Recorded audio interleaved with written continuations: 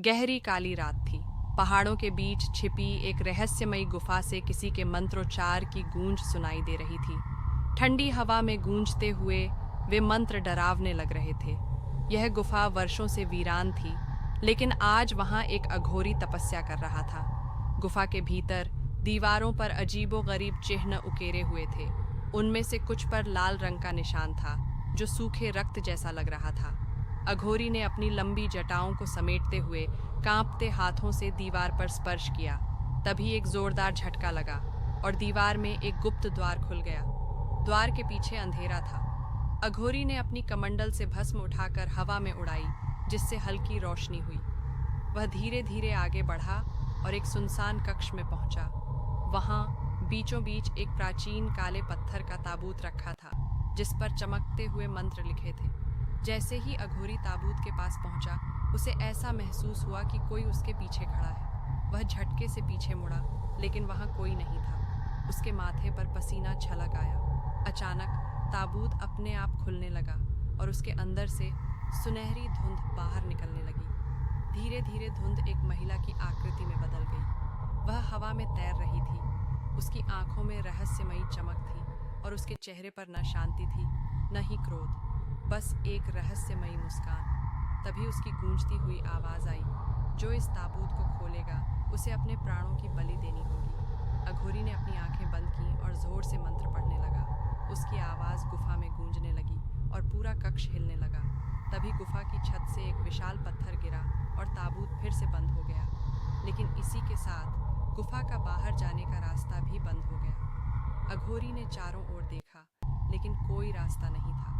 तभी उसके पीछे वही रहस्यमयी साया फिर से प्रकट हुआ, लेकिन इस बार उसकी मुस्कान और भी भयावह थी। अघोरी ने अपनी माला उठाई और जोर से एक मंत्र पढ़ते हुए साए की ओर फेंक दी। जैसे ही माला उस साए से टकराई, एक तेज रोशनी पूरे कक्ष में फैल गई। साया तेज चीख के साथ धुएं में बदलकर गायब हो गया। गुफा अचानक पूरी तरह शांत हो गई, पर तभी अंधेरे में ताबूत से हल्की धड़कन की आवाज सुनाई दी। ताबूत से आती हल्की धड़कन की आवाज गुफा में गूंज रही थी। अघोरी को ऐसा महसूस हुआ मानो यह धड़कन उसके भीतर तक उतर रही हो। उसने ध्यान से ताबूत की ओर देखा। अब उसमें कोई चमक नहीं थी, लेकिन धड़कन की आवाज धीरे धीरे तेज होती जा रही थी। अघोरी समझ चुका था कि यह कोई साधारण आत्मा नहीं है। उसने मंत्रोच्चार तेज कर दिया और अपनी भस्म से एक घेरा बनाया। जैसे ही उसने मंत्र पूरा किया, ताबूत कांपने लगा और अचानक जोर से खुल गया। भीतर एक कंकाल पड़ा था, लेकिन उसकी छाती पर एक काले रंग का बीटिंग हार्ट धड़क रहा था। अचानक वह दिल अघोरी की ओर उछल पड़ा। अघोरी ने अपने त्रिशूल को मजबूती से पकड़ा और जोर से तंत्र मंत्र पढ़ा, लेकिन वह धड़कता दिल हवा में घुलकर उसके शरीर में समा गया। अघोरी की आंखें लाल हो गईं, उसका शरीर कांपने लगा और गुफा फिर से थरथराने लगी। गूंजती हुई आवाज आई, अब तू मेरा हिस्सा बन चुका है।